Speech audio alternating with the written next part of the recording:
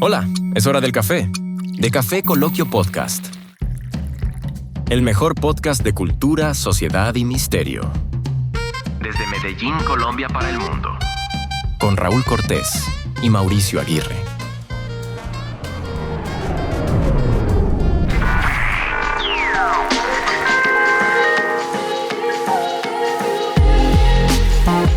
Hoy los llevaremos a Londres, pero no al Londres de la realeza ni el fútbol, a Londres de 1952, una ciudad cubierta de una niebla amarilla que olía a azufre y que mató a miles de personas en apenas 5 días. Estamos hablando de la Gran Niebla de Londres, un episodio que marcó la historia ambiental desde el siglo XX y que muchos todavía no conocen. Sírvase su café y respiren hondo. Quizás hoy mejor que no. Son eventos que lastimosamente con el paso del tiempo, como que el polvo del tiempo los va cubriendo, pero creo que son eventos tan importantes que por eso los traemos acá a este espacio, que no se deberían olvidar para que no se vuelvan a repetir cosas como estas, para que la gente cobre más conciencia y para que la gente sepa que esto en algún momento de la historia de nuestra humanidad sucedió, y yo diría que tampoco pues fue muy cerca, pero tampoco muy lejos como para olvidarlo. Esto fue en pleno siglo XX y estamos hablando de 1952. Estamos hablando 5 de diciembre de 1952, sí. Inglaterra, posguerra. Londres, sí señor. Londres, una ciudad muy industrializada. Claro, pero contémosle a la gente, a nuestros oyentes, cómo era Londres en 1952. ¿Cuál te parece, Mauro, que cuándo terminó la Segunda Guerra Mundial? 1945. ¿Hayan pasado cuántos años? 7 años. 7 años. De que había terminado la Guerra Mundial. Londres estaba reconstruyéndose, obviamente, en 7 años, tú sabes todo. Imagínate la destrucción que hubo. Con los bombardeos alemanes y todo eso. La destrucción se hace en un momentico, pero la reconstrucción dura décadas. Duró décadas y apenas habían pasado 7 años. Entonces, como lo advertías ahora, Londres ha sido una ciudad profundamente industrial. Y ¿cuál era el motor o cuál era el combustible de esa ciudad industrial? Era el carbón. Mauro, mira, aquí es importante de pronto por nuestros oyentes de acá de Colombia y de algunos países de acá de Latinoamérica o de Sudamérica, hay 2 clases de carbón, ¿no es cierto? ¿Vos cuáles conoces? Pues el carbón mineral. Y el vegetal. Y el vegetal, eso. Sí. Entonces hay que hacer esa claridad. De hecho, es un proceso bien interesante ver cómo la gente hace carbón vegetal. El vegetal, eso tiene todo su proceso. En España yo veía también un proceso muy interesante, que eso no es solamente quemar madera, tiene todo un proceso. Sí, yo tuve la oportunidad de verlo en el campo. ¿En vivo y en directo? ¿Qué? En vivo y en directo en el campo colombiano. Y esa gente pues tiene un conocimiento bastante amplio, eso no lo van haciendo de cualquier manera, incluso hacen una pila enorme. Una pira, eso se llama pira. Eso lo cubren con tierra, dejan unos agujeros para que eso respire, sí, claro. Y tienen que mantener determinada temperatura para que se produzca el carbón. Bueno, pero ¿por qué hacemos esta como aclaración? Porque en este caso estamos hablando de carbón mineral, o sea, carbón extraído en las minas. De hecho, acá cerca tenemos una. Claro, en Amagá. Tenemos oyentes en Amagá. Sí, suscriptores. Un especial para la gente de Amagá. Unas mujeres de allá de Amagá, ¿te acuerdas? Sí, señor. El año pasado. Dando unas charlas. Sí. Y se suscribió varias gente Entonces allá había unas minas de carbón industrial, carbón utilizado para la industria, pero estamos hablando de carbón de extracción mineral. Uno de los motores principales de la economía toda, exacto. Entonces, imagínate tú el carbón, Mauro y oyentes, carbón como combustible de las fábricas, carbón en los trenes, porque en 1952 todavía habían trenes que funcionaban a vapor. Que llamamos locomotoras. Las locomotoras o estos trenes a vapor. Chimeneas en los hogares, común y corriente, había unas chimeneas, y sobre todo en el invierno, para el frío, las chimeneas. Sí, de hecho era muy importante para los inviernos el carbón. Algunos funcionaban de pronto con leña, pero había unos calentadores que utilizaban en las casas que eran con carbón mineral. Esto, la gente en invierno quemaba, o lo quemaba mucho más de lo normal para poderse calentar, porque los fríos en Inglaterra, pues las personas que han estado allá saben que en invierno, Andrés aquí nos cuenta que estuvo por allá, invierno, el viento gélido, helado, entonces la gente quemaba más ese carbón. Pero vea, hay un detalle, Mauro. ¿Sabe qué pasó? el carbón de buena calidad en ese tiempo lo estaban exportando por problemas económicos. Acuérdate que estamos hablando que Inglaterra venía saliendo de la Segunda Guerra Mundial, se estaba reconstruyendo, hacían apenas solo 7 años, y entonces ellos exportaban el carbón. Está golpeada tanto física como Económicamente. económicamente, ¿cierto? Entonces el Y, bueno, carbón... y para contextualizar, Sí. según te entiendo, entonces el carbón tiene diferentes clasificaciones, el carbón mineral, creo que hay Sí. uno de mejor calidad, otro regular, Ajá, y me exacto. imagino que el más malo de todos, A ¿cierto? los londinenses, ese año de 1952, en diciembre, les tocó el carbón de peor calidad. ¿Cómo se reconoce un carbón de peor calidad? Al quemarlo, este carbón es más sucio en su llama, en lo que emana o el humo que suelta, tiene más hollín. Mm. Eso negrito que vos ves, que es como una Es especie como más polvo del Eso, carbón, ¿cierto? exacto. Entonces supongo que sean al los quemarse, pulmones. pues se queda, El hollín. genera más contaminación. Bueno, y también tiene más azufre, porque sabemos que este carbón mineral es de extracción de la tierra, Ajá. de minería, y tiene muchos compuestos, y entre ellos tiene el carbón de más mala calidad, tiene mayor cantidad de azufre. Mayor concentración de Exacto, azufre. y más partículas que al quemarlo van a dar al aire. Entonces, ¿cómo te parece, Mauro y oyentes, que para la época 1952, Londres, capital de Inglaterra, contaba con 7 millones de habitantes? 1952, 7 millones de habitantes. Hoy en día... Mucha gente, de todas maneras. Claro, porque es muchísima que gente. estamos hablando del 52. Entonces, imagínate tú, Estamos hablando que Bogotá actualmente, ¿cuántos? Como 9. como 9 millones de... Imagínate, y estamos hablando de hace 70 y pico de 74 años. fue que dijiste ahora. 74 años, Más de sí. 70 años, pues dejémoslo así. Mauro, entonces, Mauro y oyentes, imaginen lo siguiente. Imaginen ustedes 7 millones de habitantes, todos quemando carbón de mala calidad con un contenido alto de azufre. Carbón sucio. Bueno, Las fábricas haciendo la lo gran mismo. mayoría, porque imagino que había unos que sí tenían la posibilidad de quemar mejor carboncito. Posiblemente, pero la gran mayoría era carbón sucio. Entonces, imagínate, Mauro y oyentes, esta fábrica haciendo lo mismo. Los 7 millones de personas haciendo lo mismo en sus casas. Los trenes a vapor funcionando con este carbón por toda la ciudad. ¿Qué pasó? Venga, ahí se configuraron varias Sí, cosas. sí, claro. Bien Adelante. interesante. Se configuraron varias cosas porque, bueno, tenemos inicialmente esa quema de ese carbón.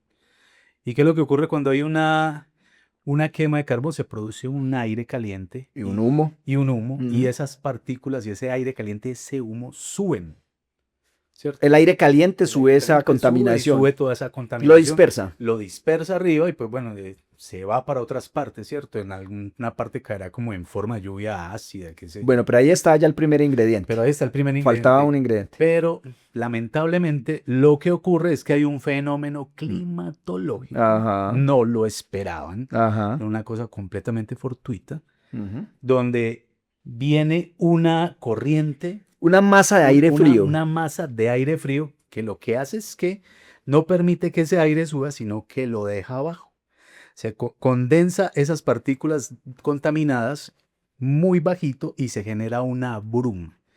Una bruma espesa que tiene un color verdoso tirando a anaranjado, que de hecho se veía, Se empezó a se aclarar. veía perfectamente en la ciudad, y eso produce, Raúl, Pero Mauro, ¿pero cómo se llama ese fenómeno que usted nos acaba de explicar? Se llama inversión térmica. Usted lo acaba de o decir. sea, Muy bien explicado. hace completamente Exacto. distinto, invierte el factor. Entonces ya estaba todo lo del humo de mala calidad y vapores del carbón de mala calidad, y llega este fenómeno climatológico, meteorológico, se juntan y ahí producen lo que tú nos acabas de decir. Se formó la neblina tóxica. ¿Cómo le parece? Y básicamente produce dióxido de... Vea, eso produce dióxido de azufre, pero finalmente ¿en qué termina? Termina en ácido sulfúrico. Usted imagina, usted respirar ácido sulfúrico. ¿Sabe qué hace el ácido sulfúrico? Quema los pulmones. Sí, señor. Quema los Y pulmones. todas las vías respiratorias. Mire, eso ocurre, eso arranca no el 5 de diciembre, Como el 4. sino el 4 de diciembre, eso sea como hasta el 9.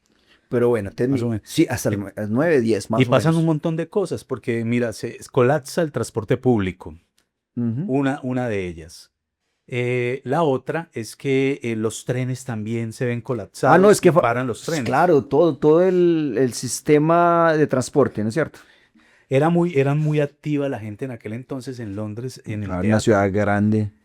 muchas funciones de teatro también claro. se tienen que cancelar porque por las rendijas La ventilación. de estos escenarios se mete toda esta contaminación y pues la gente no podía respirar. Es que Mauro, para ser más precisos y con respecto a lo que usted nos está compartiendo, es que esa contaminación en Londres no tenía dónde ir. Usted lo dijo, es como poner una tapa, usted lo dijo muy claro. Entonces, ese dióxido de azufre del carbón se combinó con la humedad normal, natural de la niebla y ¿sabe qué formó?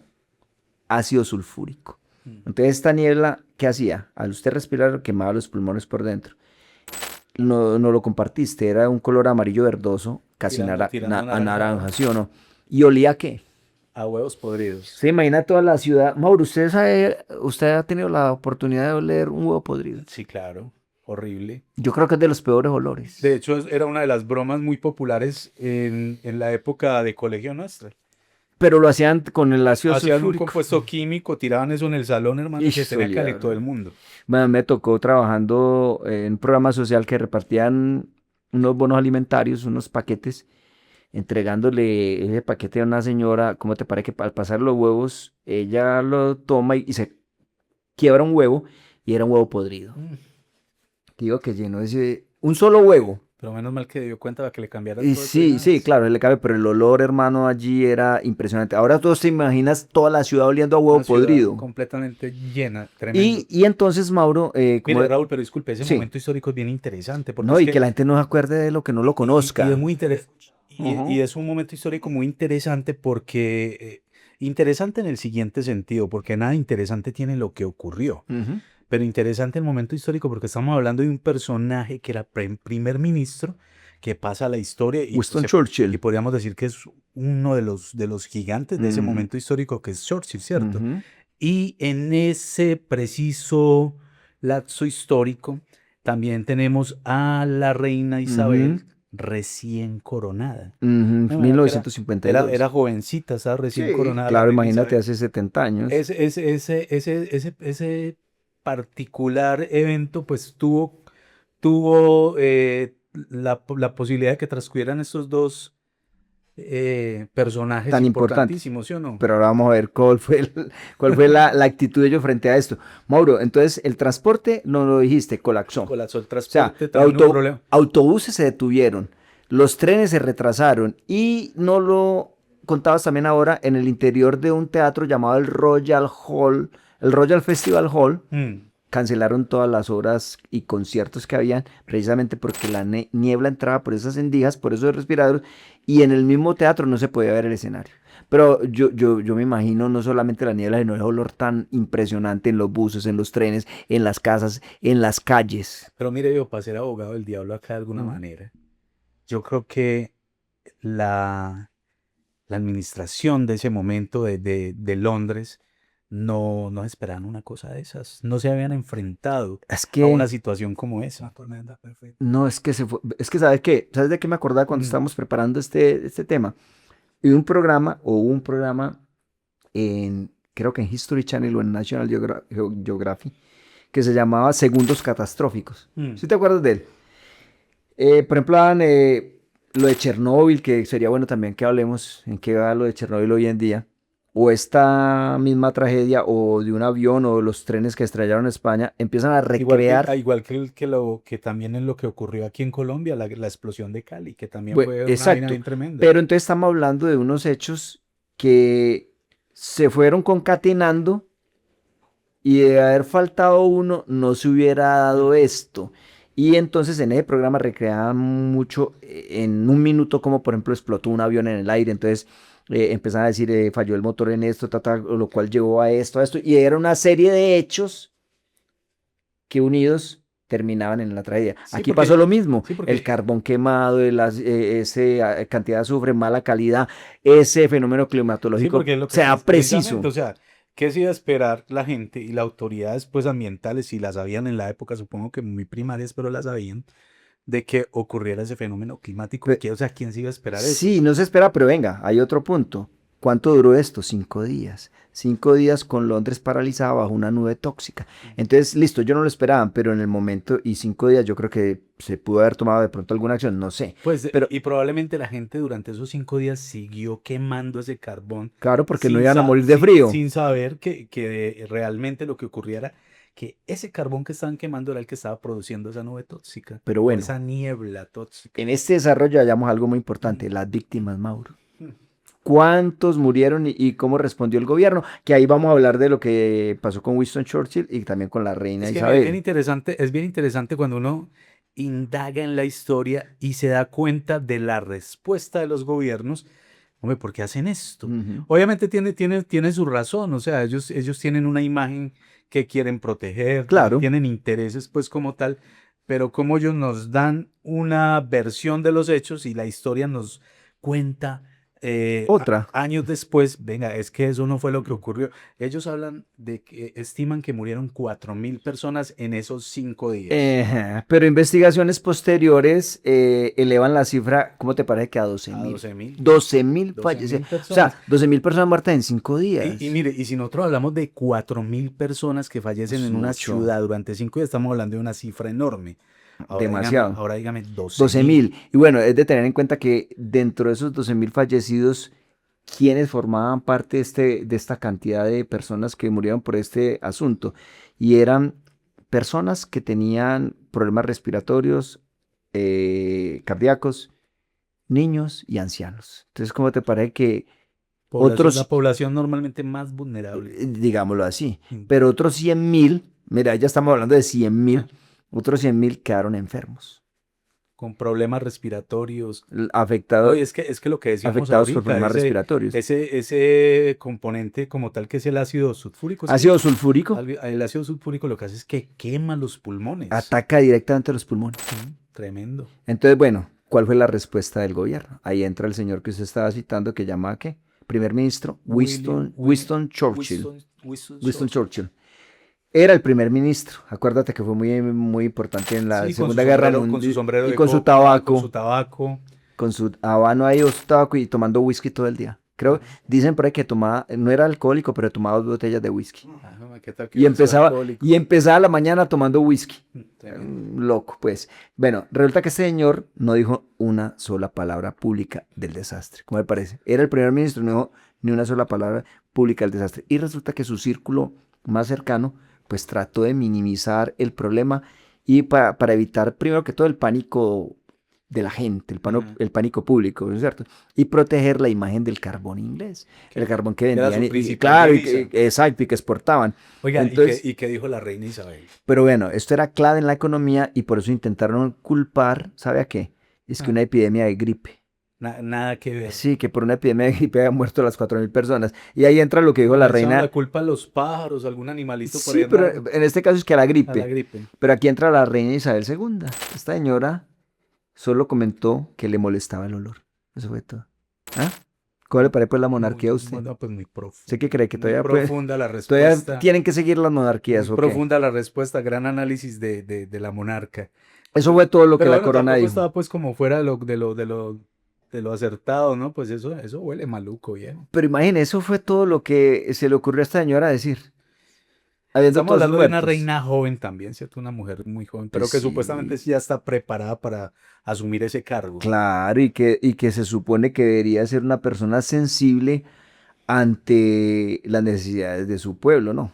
Que es una figura pues como tan importante para el Estado, o sobre todo para estas monarquías, como el caso de Inglaterra, que todavía la sigue teniendo, España, Holanda, o lo que conocemos como Países Bajos. España la tiene, pero Suecia no, también pero tiene, no es tan relevante como pero, la inglesa. pero bueno, igual son países que todavía conservan estas monarquías. Entonces, 12.000 muertos. Y el gobierno estaba mirando para dónde, para otro lado. ¿Cómo le parece a usted eso? Pues me Esa parece, negligencia. a mí me parece muy tremendo eso y también me parece muy tenaz lo que ocurre después de que pasan este tipo de catástrofes, Ajá. porque es que esto es una catástrofe, que 12.000 personas. que mueran 12.000 personas, pues se puede considerar ya una catástrofe, ¿cierto? Incluso con 4.000 o 1.000 personas. Y me parece muy tremendo los resultados que surgen después de este tipo de eventos. Y vos ponías un ejemplo muy interesante ahorita, y es que hay un hueco en determinada calle de la ciudad y ese hueco permanece durante mucho tiempo. Meses o hasta años. Hasta años, hasta que pasa un accidente con saldo trágico. Que tiene un saldo trágico y fallece alguien debido a ese hueco como tal. Entonces ahí sí corren a tapar el hueco. Pues ocurrió lo mismo Ahí tocas un tema bien interesante. En Londres con este evento que pasó por allá en el año 1952. Y es que creo que nace a partir de esto la primera ley ambiental conocida en el mundo. Venga, lo miramos. ¿Qué cambió después? Es la pregunta que nos hacemos. Entonces, a pesar del silencio que hubo inicialmente, que lo decimos de parte del gobierno, la presión pública, porque empezó a haber presión pública, fue enorme. O sea, la gente preguntándose, empezaron de pronto los periódicos o algunas fuentes pues informativas a preguntarse, bueno, ¿esto qué? Entonces los periódicos cubrieron ese desastre. Vamos a ver ahí en las imágenes, cubrieron ese desastre. Y en 1956, ¿cuántos años habían pasado? Eso pasó en el 52. Al 56, 4 años. 4 añitos. 4 años después, el Parlamento, tú sabes que es una figura importante en Inglaterra, el Parlamento aprobó la ley aire limpio, lo que usted acaba de decir. ¿En qué consistía esta ley aire limpio? Se prohibió primero quemar carbón sucio en zonas urbanas. O sea, como quien dice, puede quemar, pero del mejorcito. Sí, y el sucio de pronto en zonas periféricas o lejos de la ciudad. Pues. Sí. Se crearon zonas de humo controlado. Okay. Se incentivó el uso de combustibles más limpios. Fue una de las primeras leyes ambientales modernas del mundo. O sea, esa, 1956. ¿Y cómo se llamó esa ley? Ley de aire limpio. Entonces, mira que eso costó 12.000 muertes crear esa ley. Interesante. Un costo bien alto. Mire, tremendo lo que estás diciendo de que surge esta ley, pero, y muy buena, muy interesante, pero también tengamos en cuenta otra cosa, Raúl, y es la solución rápida que le dan a esto. Claro, pero es que mira, la tragedia que impulsó un cambio real, que es lo que estamos hablando. Es algo que se repite en la historia, o sea, muchos cambios legislativos ambientales llegan después de que ocurre la catástrofe. Entonces, ¿qué pasó, Mauro y oyentes? Sí. Que tuvieron que esperar que pasara algo tan grave para pensar en una ley de aire más limpio. Entonces, la contaminación del aire, ¿usted qué cree? ¿Desapareció?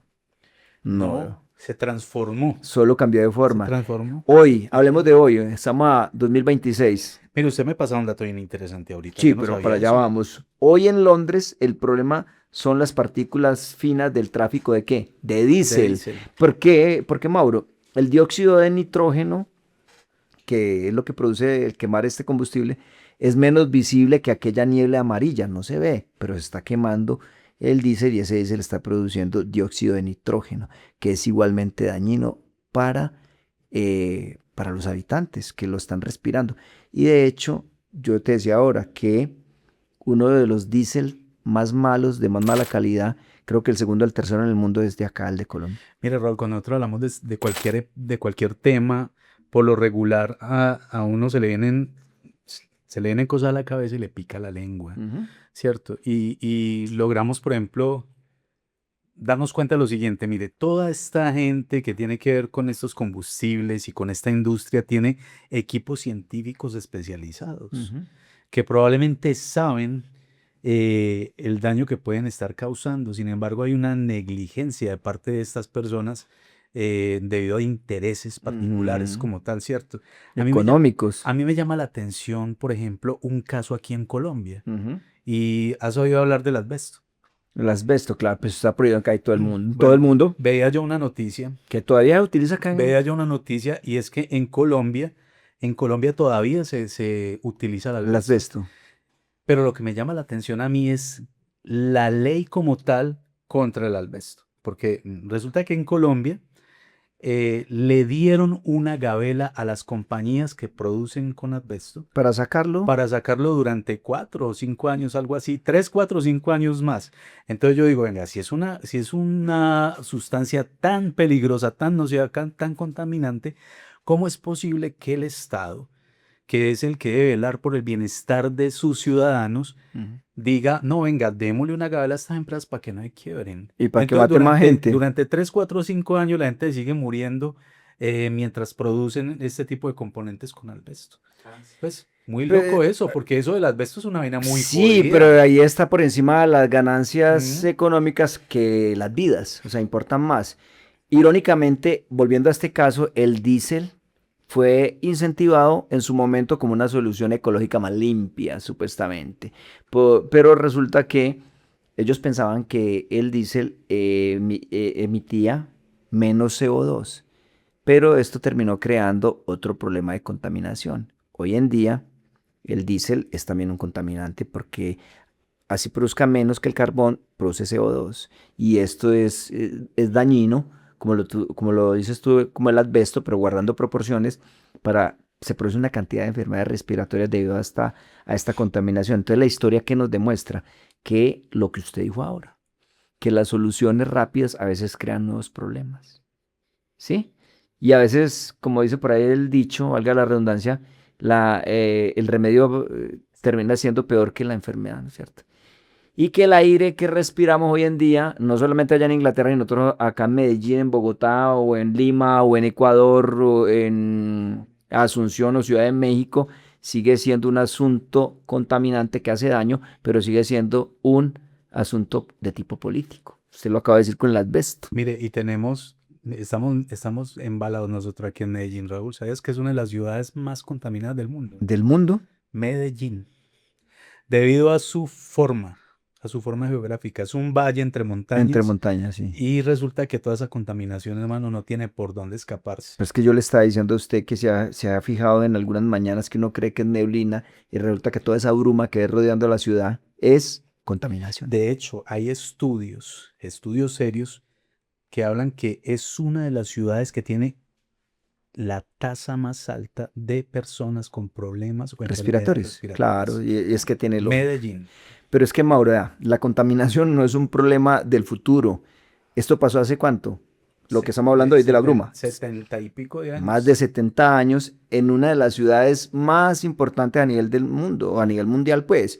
Y sigue pasando hoy, solo Una de que las ciudades más importantes del mundo sí, y de uno que pertenece a uno de los imperios que funcionaban en aquel entonces más poderosos del mundo. no, y siempre lo ha sido. Entonces resulta que seguimos teniendo contaminación, no se ve como una nube naranja, que es lo más peligroso, porque digámoslo es menos perceptible, pero ahí está afectando, como lo acabas de decir ahora, a las personas con enfermedades respiratorias. Pero los gobiernos a veces necesitan que la gente muera para actuar. Lo que usted dijo del hueco. El hueco hay hasta meses, hasta años, pero cuando alguien se asienta y tiene un saldo bien negativo o bien catastrófico, ahí sí deciden tapar el hueco. Entonces, Parce, negligencia es la palabra. sí. Negligencia de parte de las autoridades ambientales, de los políticos, y yo creo que también falta como un clamor colectivo de parte de las personas como para exigir de una manera acertada que se cumplan Pero sus yo creo que ahora se derechos. está viendo más ese tipo de movimientos, Mauro. Pero entonces por eso es importante que nosotros llevemos a ustedes, nuestros oyentes y suscriptores, estos temas. ¿Para qué? Para que no se vuelva a repetir esta historia. O Muy sea, tremendo, muy para tremendo lo de exigir que no Londres. se repita esto en Londres, en Ciudad de México, en Asunción, en Caracas, en Lima, en Bogotá o en Montevideo o en donde sea, ¿no es cierto? Entonces, en las ciudades como la nuestra, Medellín, que también tiene problemas de calidad del aire y que tú no estás diciendo que está entre las más contaminadas del mundo, y no hablemos solamente de Medellín, de acá, de nuestro continente, esta historia tiene todo el sentido del mundo que la contemos hoy, Sí, 74 años después. nos pongamos las pilas. Ujú. Eso es lo que está pasando. Hombre, unos daticos para finalizar. Esto duró del 4 al 9 de diciembre. Duró este evento. 12.000 personas fueron estimadas que murieron y 4.000 según las cifras pues, del gobierno. Y alrededor de 100.000 que quedaron con problemas. Sí, 100.000. ¿El contaminante principal cuál fue? El dióxido de azufre, que a su vez formó ¿qué? Ácido sulfúrico. Público. Y Esto, para los que les gustan las series de Netflix, hay una serie en Netflix que se llama The Crown. Y en la temporada 1 hablan de este tema. Los que lo han visto van a dar cuenta. En la temporada 1, en uno de los capítulos, hablan de la bruma o de la niebla tóxica de Londres. Amigos, pasó en Londres en 1952, más precisamente el 4 de diciembre de 1952, duró 5 días. Hubo una cantidad de cosas que se configuraron para que ocurriera este trágico evento en la ciudad de Londres. Murieron 12.000 personas. Nos esperamos en un próximo episodio. No olviden suscribirse, no olviden compartirnos, darle a me gusta y esperamos también sus comentarios. Si tienen alguna historia interesante que quieren que nosotros contemos, claro que sí, vamos a contar. Hasta pronto. Mauricio oyentes, nada más.